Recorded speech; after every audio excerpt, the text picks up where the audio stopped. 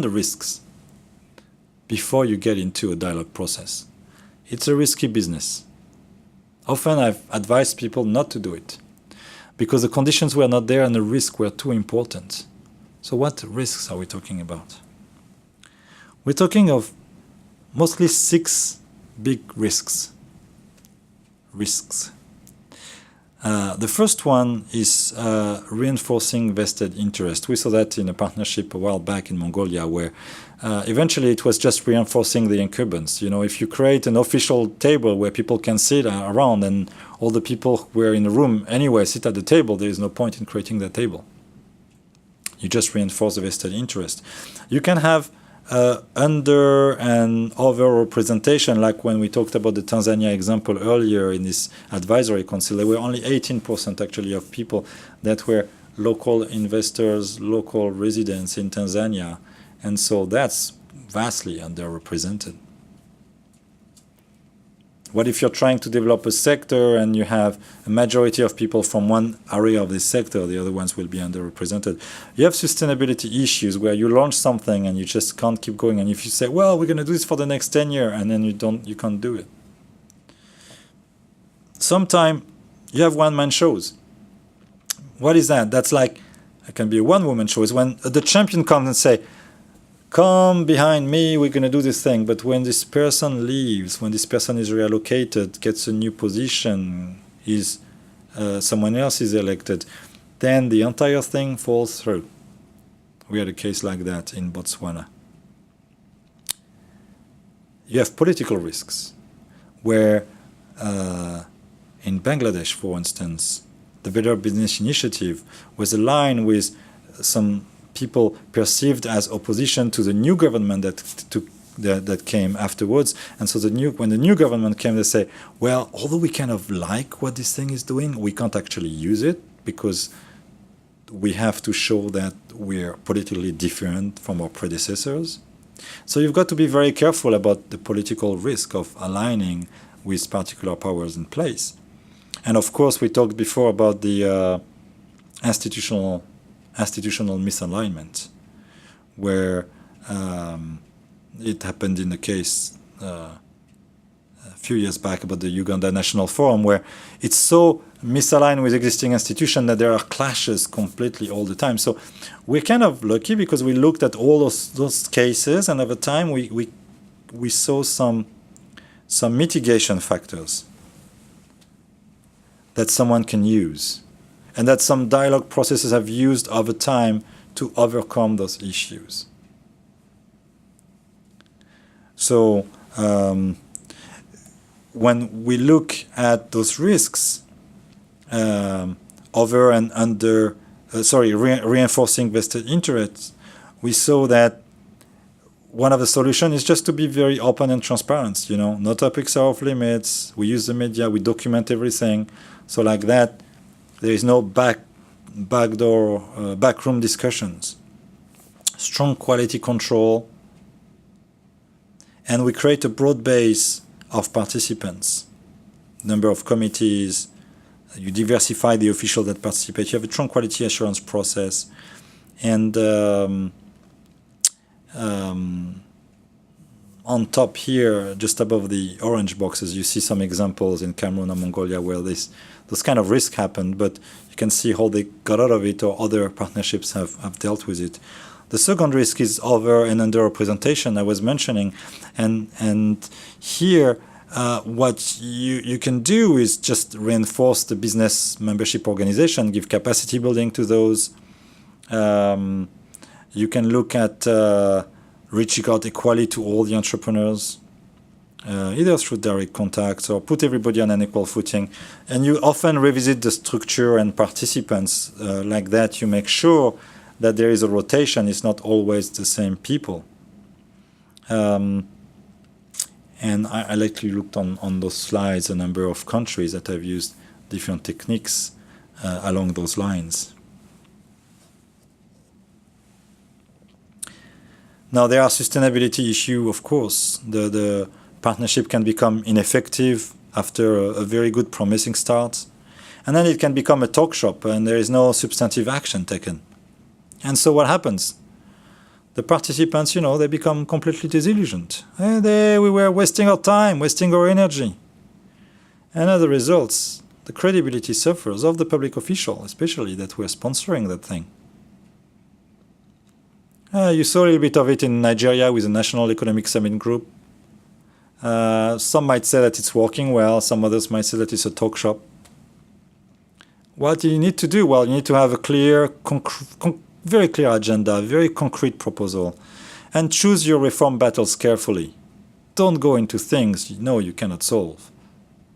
It took Cambodia 6 years before they started to do labor. If that started with labor, it would have become a talk shop before you knew it. You need to see if you want to have a wide reach of proposals versus a deep dive into a few things. Vietnam did well by focusing on banking at some point. And make people accountable for the goals. You really look at who are supposed to implement actions and make people accountable. That helps on the sustainability. Manage expectations as well. Set simple goals like Kenya had done or with the Private Sector Foundation or Bosnia at some point. It's like with Bosnia, with 50 economic reform, 150 days, that's the goal. We're not going to change the world. We're just going to change 50 small things. If you say we're going to change the world, you give big expectations. Prepare for shifting gears sometime, Well, we're going to go regional now. We're going to go national. We're going to go on this sector only. And try to be aware of tensions and manage it before it blocks the process by being always in touch, and that reinforces the role of the champions and the facilitator. Also, you can think on sustainability issue, you don't have to let things live forever. If sometime you live and let die. You can create an institution, but you can also create an initiative that will just be temporary. I call this the Marilyn Monroe factor or the James Dean factor. Those actors, Marilyn Monroe and James Dean, are remembered in our heart as beautiful, young, and great actors. But mostly because they died young. Of course, they were good. But they died tragically, and we remember for what they were when they were young. If those two actors had aged with us, done bad movies over time, we will not remember them the same way. Well, same thing for a public-private dialogue sometime. Instead of keep it going for a long time and it's going to dissolve and it's not going to work, just let's make it for a short period of time and see if we can do something in 18 months. And that's the length of the initiative. And after 18 months, you can cut it. And then you can reuse the energy into the institution where it's supposed to be. Recycle the energy.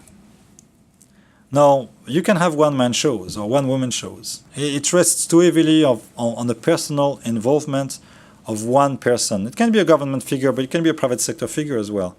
And when the person leaves, it loses impetus, of course. And there is a shift in political will and resources put in there, and it doesn't survive. You saw it in Ghana, you saw it in Botswana. And so you got to generate bottom-up support really to mitigate that risk, Create popular enthusiasm so that there is always a push for it. Quickly penetrate the parliament, because the parliament tends to have, you can generate political will as well for the parliament, and it has different rhythm than the government. Go local as well, because at the local level, the mayors or the local entities, they will tend to have strong grassroots linkages, and you can generate political will that way as well. You want to kind of secure the commitment in writing when you can of people to participate, so it's not dependent on particular people but on the institution they represent. That's what they've done in Turkey with a decree, or you get principle agreed on. And you prepare in advance when something's going to change, someone's going to move. Go and scout for a replacement, and try to educate people about what it is to run a dialogue and how they can't just be themselves the force of it. They have to educate others. Now, strong political risks. When, like in Bolivia, the opposition saw, I think it was in the 1990s, if I'm not mistaken, the opposition saw the dialogue as a government tool, and so they opposed it completely. And so you need to depoliticize through outreach to people and put the single entrepreneurs up front. That's really helpful. Go to the parliamentarians again and local politicians.